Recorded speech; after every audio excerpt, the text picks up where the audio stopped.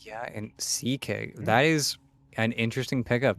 I think one that go all the way to SG. That's where the Costa Bila. He was the only man brave enough to pick CK for a very long time, and I think going for the Enchantress as well. Thunder Predator, they had a very distinct choice. Do we ban the Ench or do we not ban the Ench? Do we think that we're too heavy-handed here? And we finally see the Dark Mega Bat Rider as well. The Centaur really is the biggest question mark for me. I think pairing it up with the Snapfire, that makes a pretty decent amount of sense because, of course, you're both very high right click heroes, so the little Shredder is going to be more effective as well as Snapfire setting you up for the lane. But CK is just able to ignore you in a lot of these situations. And now that you have this Enchantress picked up, it is going to feel like this Bane and Snapfire are just going to be less effective because, again, he sends the creeps in, they get full vision of the fight. If the CK and Earthshaker get on top of you, Thunder Predator's team fight is over. I think that's where maybe they're preempting this Ench pickup by going Centaur, saying that if we need to stampede and run away and reset, this is the hero that we need to do so. But it's definitely a risky pick, especially versus Rubik. You steal Stampede, and then suddenly all the tables turn. It's definitely an interesting decision to go for. But yet again, I think both teams are really don't have any problem with the other's draft. They're just two very different ideas of how they want to play the game.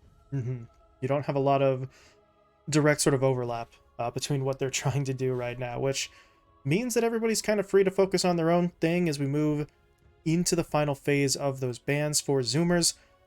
Looking to remove some of Angel's heroes here, the Sven being taken away, so they've been able to get away with this almost entirely carry-based focus ban-wise for the phase 2 and 3, 5 straight carry bans, whereas Thunder Predator, they got to worry about Gunner. They took out the Void Spirit earlier on, Queen of Pain and the Storm both taken out now as well, so if you're Gunner, your options are now a little bit limited. There is still the Ember Spirit in the pool, but against the Bat Rider, well, that can potentially get not fun for him, but what else is there? The Kunkka's in the pool. If they want to try and pull that, a hero that's been banned out the entirety, I think, of the Pro Series so far, but they'll go for the LC instead, and, well, Gunner mid LC is a little bit of a sort of throwback strat that he used to be a little bit better known for. Hasn't really been able to pull it out too often in recent times, but that does give you that hero that I'm not going to say doesn't have to care about the napalm stacks, but at least has means of purging them away and dealing with it. The man only plays Marcy nowadays. Nobody knows what's going on over there. But you are right. It will be your pseudo solution towards the Bat Rider, and it is a good solution in the long term. Of course, if you're in range, you are able to just completely get your teammate out of dodge. The only unfortunate thing is you do have to be really on it with your blink or with your positioning because you are playing not just any Bat Rider, you're playing Bat Rider Centaur. So if you stampede and sync it up with the lasso, your teammate could be halfway across the map before you notice, and then suddenly everything's looking pretty grim for whoever's lassoed. Aside from that, though, I don't think they really had too many options. Storm really would have been your picture perfect choice for Gunner. I was thinking maybe you would go for possibly the Pango, but really Gunner only did that when Pango was broken, even though we saw how effective that hero was versus Batrider in the mid lane. LC is definitely an interesting choice, but we'll have to see because again, you're kind of giving Dark Mega a completely free lane now, and Thunder Predator just go for an incredibly safe carry hero here. And haven't seen it a little bit, or we've only seen it a little bit from Angel, but we've seen it a lot from everyone else. People still love this Luna hero. It's simple, it's easy, it stacks well, it farms fast, and it's incredibly useful with its hybrid damage. Does magic, does physical, pushes into Roche. It's just a perfect carry. Mm-hmm. There is never a way to fully stop a Luna from doing damage to you, which is exactly what you want in your carry hero. No matter what happens, Angel will have some means of continuing to contribute to the fight. You cannot take him out of it entirely. So we'll see if they can find the farm for that Luna. That really has not been that big of a concern for Luna's previously. It's been more of a, can the Luna's farm allow her to, in some instances, just kind of 1v9 fights, and that's where you've seen that sort of coin toss in terms of how effective that will be. But I feel like in this scenario, if you're Thunder Predator, if Angel finds the farm, you've got the lockdown from the rest of the lineup, you've got a bit of magic damage out from the Bat Rider, and I think they're going to be better prepared for that, especially with 4Zoomers going for that core shaker. You have a lot of team fight strength, but in terms of just non-Echo Slam related damage, that's where they might fall a little bit short. Yeah, they definitely need to be careful, and I think that's where Angel could also very easily be overloaded and overwhelmed because he is the sole tower push. He is the sole hero hitting Roche. Everything is really going to fall at his feet, and that's where really Dark Mago and Oscar need to make his job as easy as possible by just snowballing and balling out of control. Where I think for Zoomers, again, they play this more stable style now where they are just going to be dealing with the blows, trying to get vision on these supports. If they can blow up Matthew and Panda at the beginning of each fight, they have no impact. It gets so much more difficult for Oscar and Dark Mago to carry that weight. I think that really is going to be the pecking order for them. And I'm just excited to see how this Legion Commander actually pans out. Mhm. It's, again, something that Gunnar did used to play. Not maybe frequently, but often enough where it was kind of something that he was known for. But the age of the mid Legion Commander sort of passed us all by. But Well, too bad. Zoomers hoping that they can at least temporarily bring that strat back here as they are looking for the 1-1 draw in this series. Drop the first match, but if they can get that split, then they still sit at 3 points. It's going to have them sitting in a tie for first, so they are going to look to see how this goes. And to be honest, this just feels like all sorts of scenarios for 4Zoomers where everything that they're running is something that used to be good and comfortable for them, but maybe has sort of dropped off a little bit. Like we said, the Gunner mid on the LC, the CK carry, Moo on the offlane shaker. It's all stuff that they're sort of familiar with, but has not exactly been the most sort of meta play. But, well, who knows? Bit of a throwback strat for them compared to what Thunder Predator are doing, although I was going to say theirs is a little bit more standard. They are running a Centaur, which is a hero that basically did not exist for the past couple of months, but we'll see how this goes. Dark Mago, look at him go. He is pushing pretty far around here looking for the ward, but there isn't one, so he's just able to sort of walk into that jungle area a little bit with zero consequences. He can't put down any sort of ward himself, but at least he knows that there is no vision there at the moment. But a lot of 4Zoomers heroes nearby. Oscar, I think maybe he knows, but that might not be enough to matter. He does get stunned up there initially. Doesn't want to commit that stomp unless he knows he can hit it onto multiple heroes. He does go for it there, but Gunnar had already gotten the rune, and now Oscar, he's just going to get run down. The slow comes in from Husky. The Fade Bolt from Z-Freak drops him low, and well, Oscar, I mean, it looked like he was trying to time things out correctly, but the timing is off, and he ends up paying for it pretty significantly, giving up First Blood and the Bounty Rune.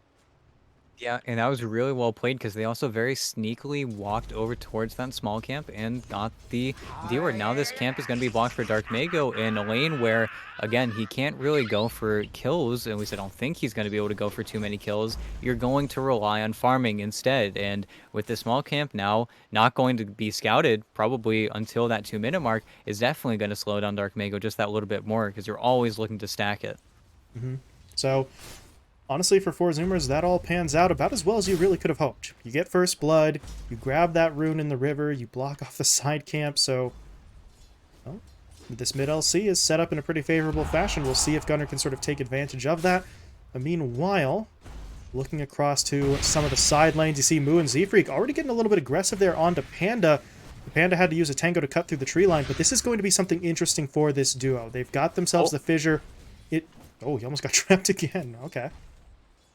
Able to get himself away, but there's a lot of lockdown in this duo of Moo and Z-Freak. So if you're Panda, you have to be so insanely careful. Angel may not be quite as vulnerable just by virtue of the damage that he could throw out in exchange, but any combo thrown onto this Bane is going to put him into a dangerous position. Speaking of dangerous positions, Oscar dying a second time here as Gostabile just pushes in. Goes for the Reality Rift at level 2, and well, Centaur normally tanky, but this early on in the game, all it takes is a well-placed maneuver like that to sort of catch him out. Yep, and it's the Hellbear Smasher. It's something that they do so well with the Enchantress. They gain control, and then they make it really impossible for Matthew to ever reinsert himself. Of course, Husky gets pretty lucky with that creep. I think any of the other creeps, and it's kind of a dead play. Unfortunately, his small camp is not looking too hot, but that's where Enchantress players, they just traverse the entire map, even places the Observer Ward here to make sure that he can very simply walk in and out of the lane. Unfortunately, Gostabile taking damage, but This is actually an interesting one, taking that Satyr, because the mana costs of the spells for these two in this off lane reasonably high. So that mana burn, it does become a little bit more effective. If you can keep Oscar out of that stomp range, if you can make it so that Matthew doesn't have the mana for the cookie spam, then a lot of the threat from this offlane duo just kind of is done away with pretty quickly. So 1 or 2 mana burns coming out there from Husky, and this is just something, as you said, that he does so insanely well. There are obviously better creeps that he can pick up. As you said, that Hellbear Smasher allowed them to get first blood, but whatever creep is there, Husky finds the use for it. Yep. Also places that just so on the money with his sentries. So now this camp is going to be under pressure for Matthew to body block it, but it's really hard to say. But top, oof. Z-Freak gonna get himself taken down there. Moo, I mean, he made a nice attempt with the fissure, but just a little bit too late, and the heroes were kind of on the wrong side of it. Panda just goes in to finish it off, and will be able to get the first kill of the game for Thunder Predator's side. And, well, the good news for them, outside of just that kill, is the fact that Angel, he is farming pretty well here on the Lunar. They're not really doing a whole lot to slow him down. This pressure from Moo and Z-Freak is going to come onto Panda pretty consistently, but the Lunar herself, not really sure how much they can do there unless Z-Freak maybe starts getting into the jungle to start messing with these camps, which as of right now, we haven't really seen him do all that often. So Angel is going to be enjoying the lane for the most part, and, well, if you're Moo and Z-Freak, keep the pressure on to the support, try and find what levels you can, and now Oscar and Matthew finally able to get a little bit of revenge onto Husky. That's got to feel just that little bit better with how annoying that Enchantress had been, but that stun combo sort of coming into play for them as they tie us up at 2-2. Yeah, and it's also interesting from Matthew going for the pure magic build, saying that don't want to mess with these heroes. They've got pretty good armor, and you gotta be careful because you're taking a lot of damage. But yeah, Impetus was sort of chunking him too. Yeah, both sides just gonna back off there, and oh, there was a salve for the CK. Okay, so he knew he could maybe afford to take a little bit more damage in that exchange, and his teammate could heal him up. But now they do get the side pull off here on that Thunder Predator side, and I mean, Husky's going to be able to take a couple of these last hits at least, soaking up the experience as well, and who gets the D ward? Matthew will get it. Does Gostabile go for the... No, he doesn't, because he doesn't have mana. Never mind. Mango comes out onto him, but it's a little bit too late to actually make that play happen. But if he had the mana at the start of that, I think they could have found that kill. They're going to go for it anyway, though, but Oscar, good stomp. Matthew not dead yet, but the slow comes in from the enchant. Oscar tries for the body block, but Gostabile may have not been able to get in there for the damage, but Husky was able to connect, and Matthew will still go down. So Oscar, good defensive effort, just not enough to actually save his teammate. Yeah, and it's all he can really do. It might get to the point now where Matthew just decides to stack for his team instead, where it has kind of gotten out of the danger point for Oscar if you already have the Vanguard finish jump, and I think you already see that with Matthew TPing mid, filling Dark Mago's bottle. But They're yeah, trying to go for Angel up top. Do they have the damage for this, though? Angel's kind of holding his ground. Panda's now making his way over, and yeah, this one's going to break apart. And this is, again, what I sort of mentioned earlier on. They can do a hell of a lot against Panda. You actually see them dropping him low right now, but Angel's just a tougher target for them to hit, and Moo, he's got to be careful he doesn't actually get taken down here. Angel's just occasionally coming in looking for the Lucent Beams, but it looks like eventually they will be able to find that kill, but it's just not the one that they wanted initially. But Angel, you need to be so careful right now. There is a Fade Bolt at level 2, and that may very well be enough for the kill, so Angel's got to sort of fall back a little bit here and make sure he doesn't get picked off. But Matthew has rotated his way over, and oh, okay. Matthew does it himself. Thought Angel was going to be able to get in there to maybe snag that one, but if you're the Snapfire there, better safe than sorry. Don't let Moo maybe throw out some sort of last-second fissure, so they will take the kill. They turn that into a trade-off. Meanwhile, down bot, Oscar going in for that stomp. Dark Mago actually TP'd in here as well, but he needs the Flame Break. It's not skilled up, however, so they're just going to have to try and outrun Gostabile for the lasso, and actually, if he'd have kept going, he would have gotten it, but he sees Gunnar TPing in. The duel, though, does come in, but that's a Centaur. That's not a duel you'll easily win. Now they get the lasso into place. Oscar, though, may very well still end up dying, but Dark Mago doesn't have the damage to actually kill Gunnar. He's able to get himself away, press the attack coming in, even the slow from Husky being deployed.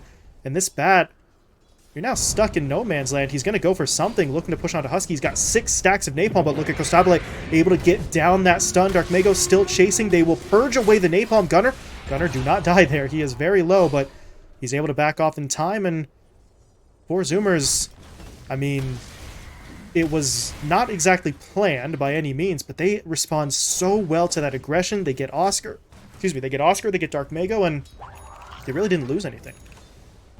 Yeah, and it's really strange that Dark Mago ends up going for that play. His Arcane Rune ends, so it's a very long lasso cooldown. Of course, it's not the longest in the world. He will have it up in another 30 seconds, but it still feels like he was forcing the issue for a kill that he didn't know he could get. Gunnar also did a really good job of hiding himself there, not letting his presence be known. I think if he doesn't kind of bait his own teammate there, then they don't even attempt it on Dark Mago, but instead, it's those little kills that definitely do start to slow you down. Dark Mago's already still working towards his Boots of Travel, and it's not the fastest timing I've ever seen. And it's those small rotations that, I don't know, Gunnar is just kind of able to snowball a game for himself. The only downside there is that Gunnar wasn't able to win the duel, but I mean, getting 2 core kills and not dying at all on that Legion Commander, I think is going to be a fair enough trade at this point in the game. So, 4 Zoomers are feeling pretty confident. Matthew now... Okay, looks like he is going to be able to just cross over to the river. Gunnar sort of was looking to cut him off, but not going to have that opportunity. But at this point, 4 Zoomers, they're starting to rotate a little bit here. Husky can make his way up top. You do have the LC coming along as well, but they're going to be running into a trio themselves on the other side. Gunnar immediately purges away the slow. There's going to be the duel. Panda has the Nightmare, but he doesn't actually get it off in time there. And now Panda actually sticks around a little bit too long. The Fissure locks him down, but... Okay, they're not going to get too greedy there. That may have been for the best. Angel was farming nearby, and you would rather not force the Luna to join that fight, because things could go a little bit roughly for you. But Gunnar gets the kill, gets his first duel win, and 4 Zoomers are in a position to maybe get a little bit of a push onto the tower as well with the illusions and that controlled creep. So, Tier 1, gonna come under attack, and there's no one right now for Thunder Predator who's in a solid position to defend it. Yeah, and I think that's where, unfortunately, it's the same idea, but the Centaur just isn't ready to stand in front of your Tier 1 towers yet, and I don't think Thunder Predator are going to feel too bad about the top Tier 1. They're going to try to get their own pressure on this bottom tower, and I think Oscar will claim it pretty much by himself, but that's where Centaur is not picked for a reason. It's the same idea, but it's just not as nice on paper. And I think they are very nicely making a smoke rotation towards the mid lane. They want to play a little bit faster on the Thunder Predator side, because again, every play they make, it's going to slow them down. Oh man, Yeah, Z-Freak. what a lift. And that was the Stampede used there as well for no gain whatsoever. 90-second cooldown.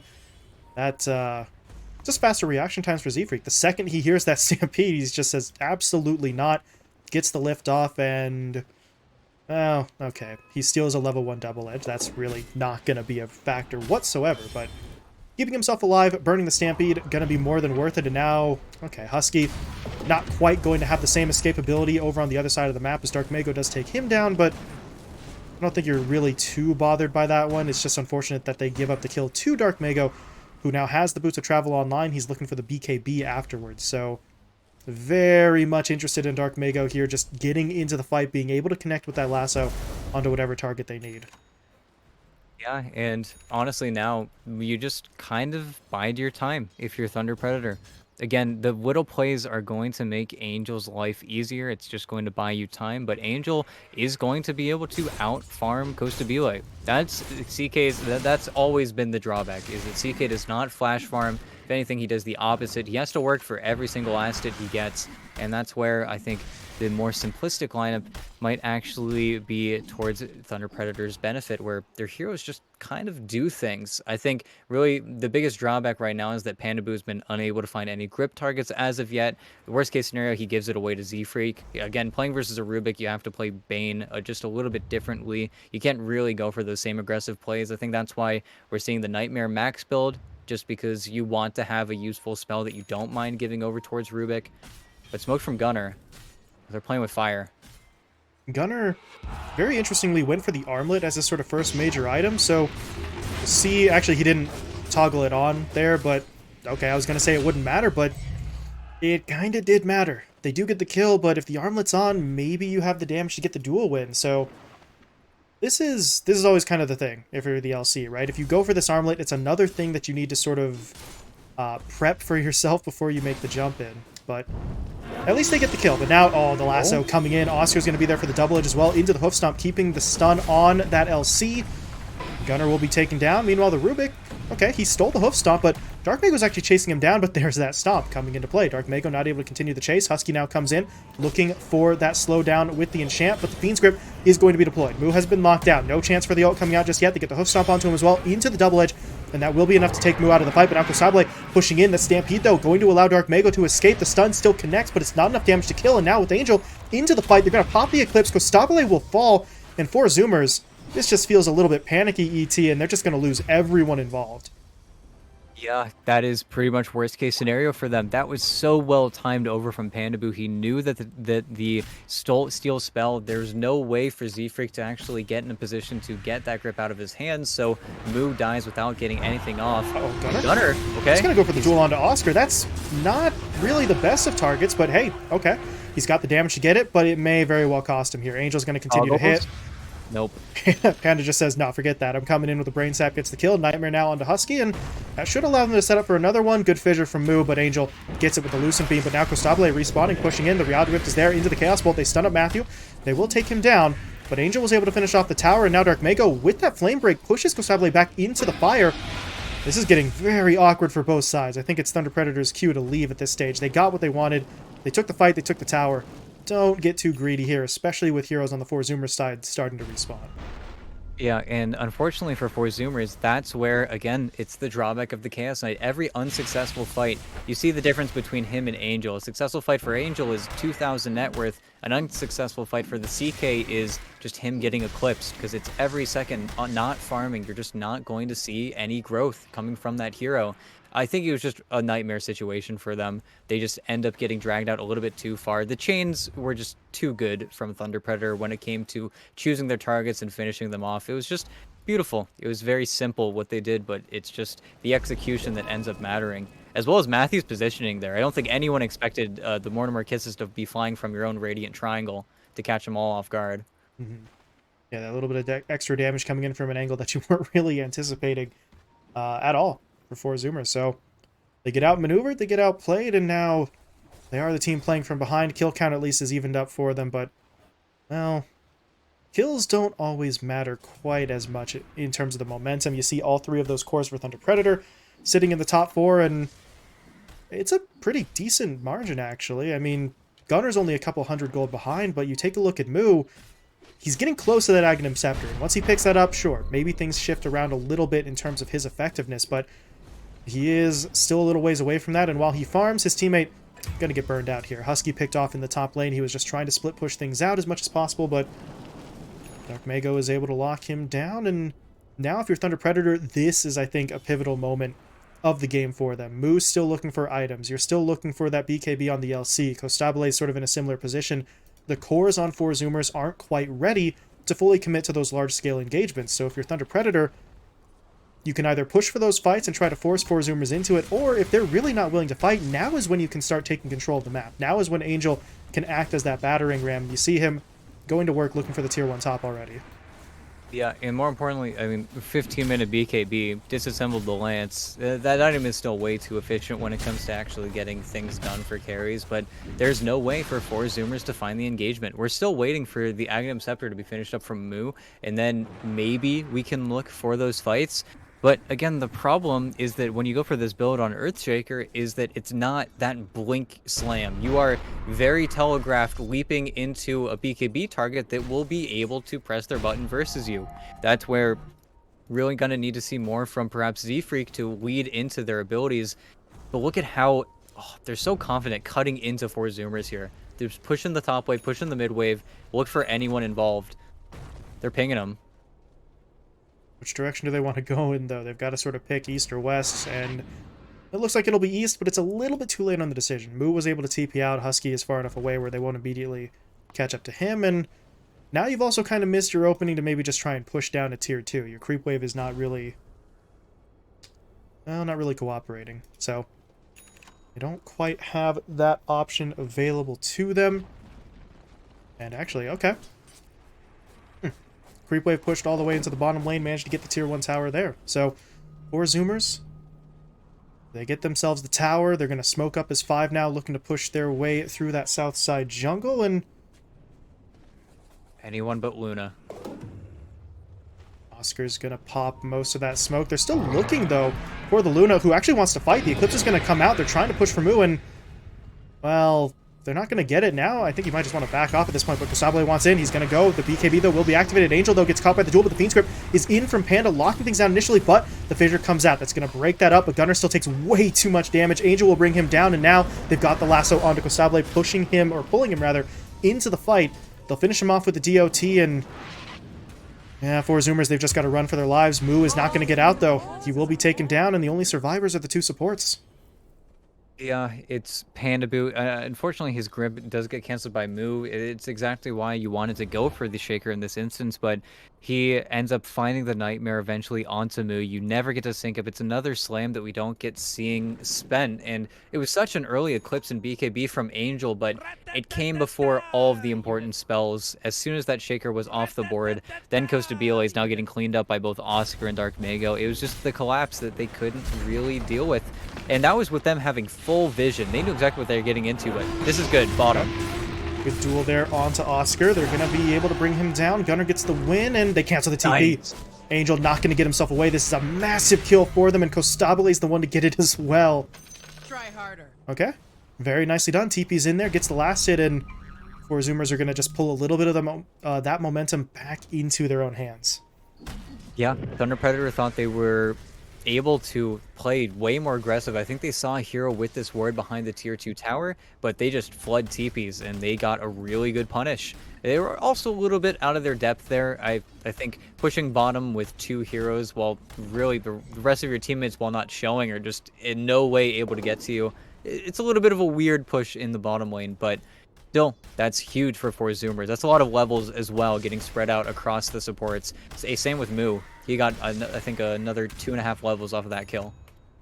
Yeah, and Mu, the hero that they really need to try and get going a little bit here, but that fight is going to break out. They go for the duel onto the Bat Rider, but Gunnar, he is taking a beating here. He is not going to lose the duel, but he will still fall. Echo Slam out from Mu, though. It's just not enough damage. Z-Freak will fall. I guess they get Yeah, they get Matthew, but this just is not going well. Mu gets picked off. Husky's on the run.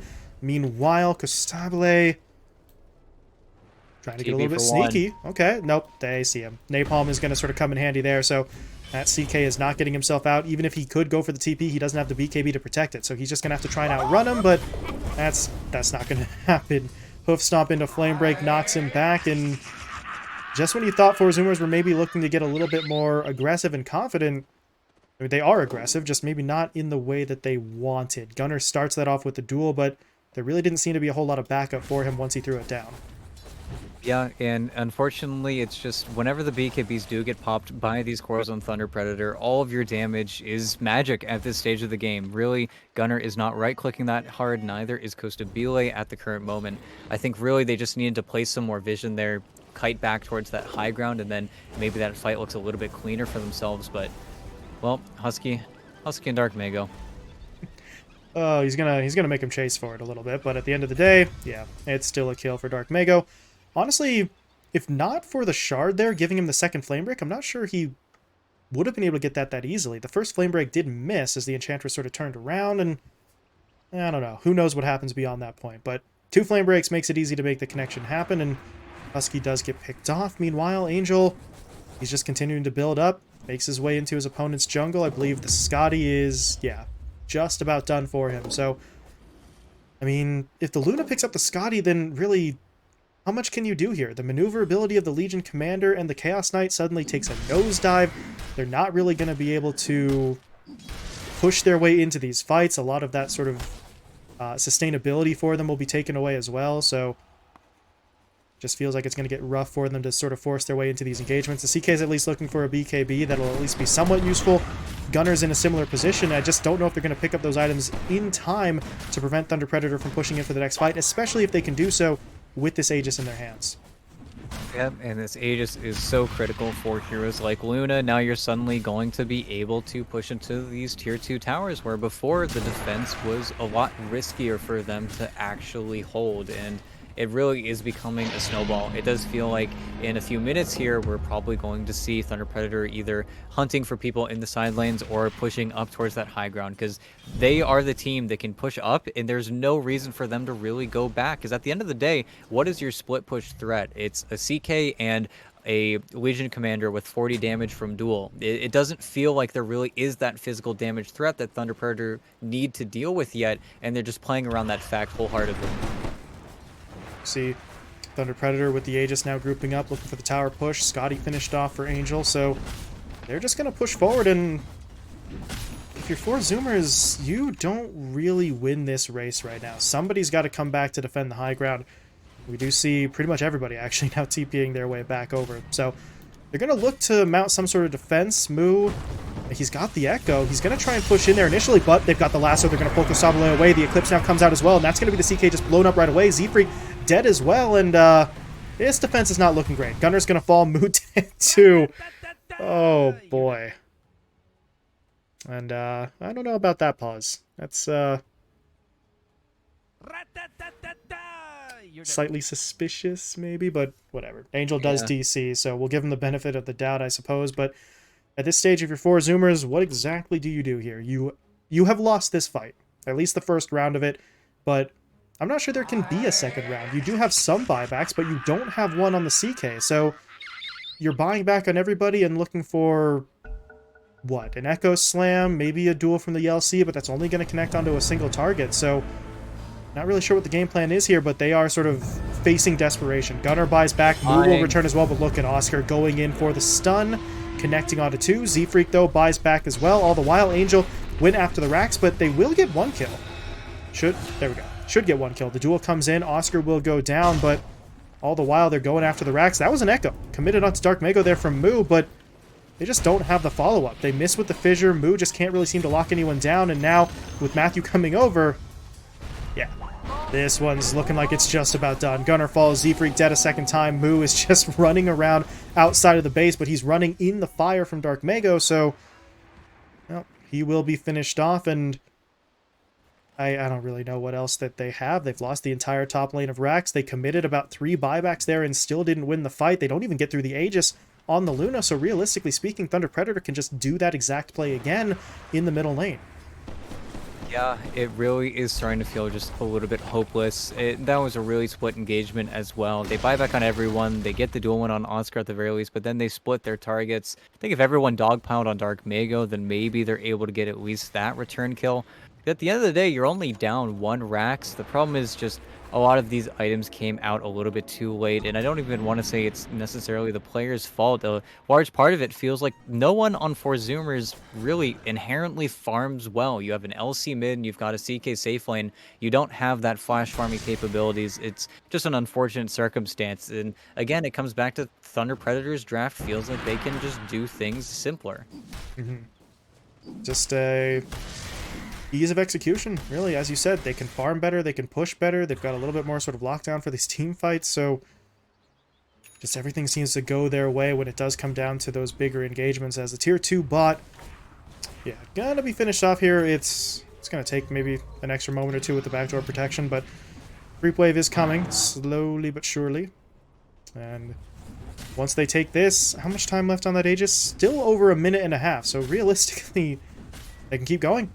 Creep wave's going to come up, the tower will fall, they can threaten the high ground, and now if you're 4-Zoomers, you have to do this all over again without the benefit of the buybacks this time around to fall back on. Yep, and really, I don't think Angel is afraid of anything. Has the Satanic as well now, so he really... Oh, the backline? Jumping in, Oscar, though, is able to get off a very nice hook stomp that sets up for the lasso. Husky falls, Gunner dead as well, and that's just going to fall apart. Z-Freak will be taken down. They got the Fiend's Grip onto Moo, so he can't contribute, can't throw out the ult here until the very end.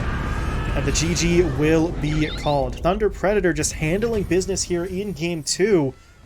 And yeah, as you said, ET, 4-Zoomers, they went with a plan, it just didn't really work out for them in terms of, well, multiple different aspects. They couldn't farm as well, they couldn't fight as well, and we see the results. Yeah, and we also get to sort of see why heroes like the Tidehunter, why, like, I guess, in this case, the Centaur are just a little bit safer for you, where Moo, he's fantastic on this Earthshaker. It feels like he is so impactful, especially in that early game. A lot of those fishers were coming out in very clutch situations, but You don't have that person to stand in front of your tier 1 towers. You don't have that person who's tanking half of your opponent's spells. You don't have anyone to really share the load with your LC. And even though you have very tanky, very inherently tanky strength carry heroes in this game, they just die to damage. They just die to Angel getting another item and a half on you. It felt like all of the item timings on Thunder Predator's side were just a little too clean, a little too quick. In addition to that, both of their cores just never died. There was never that sick pick onto Dark Mega or Angel where the fight suddenly turns around, except for maybe that one throw that Angel had bottom. But aside from that, it felt like whenever Thunder Predator were looking to win, they just simply did. Yeah, just it sounds so simple, but it kind of did play out that way. Anytime there was a big enough fight, Thunder Predator were just better equipped to handle it. Zoomer's lineup really just kind of fell apart to a certain extent. They really weren't able to do anything that they wanted. Their heroes couldn't farm. Kosable and Gunner. I still don't really know about the double armlet play. Like the CK, it makes a little bit more sense, but for the LC, it just kind of seems strange. But they try to take a chance here. It doesn't really pay off for them. Yeah, and it sucks because the opening was so interesting, having the Earthshaker in the Rubik. Aside from that lane, though, and of course Gunner having, I think, a really good time mid, once the lanes started having effect on each other, once Matthew ended up going top, once Pandaboo started going mid, I think that's where Four Zoomers really lost the plot. That's where the ideas that they had coming out of those early phases just simply fell apart, where Thunder Predator, they played a lineup that's a lot easier to understand. At the same time, it felt like also all their players just didn't skip a beat. And again, the word that I used to describe their opening was just useful. They are the most useful support duo in the history of Dota. These guys just do things, and that's what they did. Mm-hmm.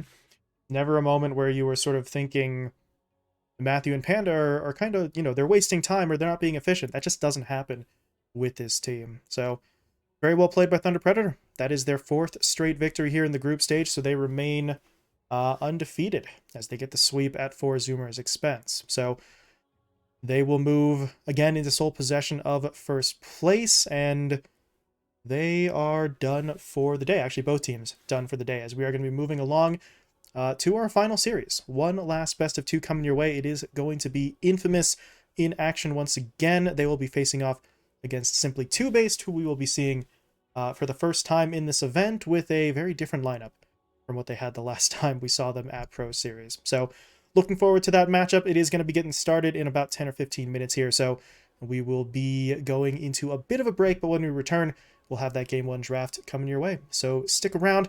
Infamous versus Simply 2 Based coming up in a little bit.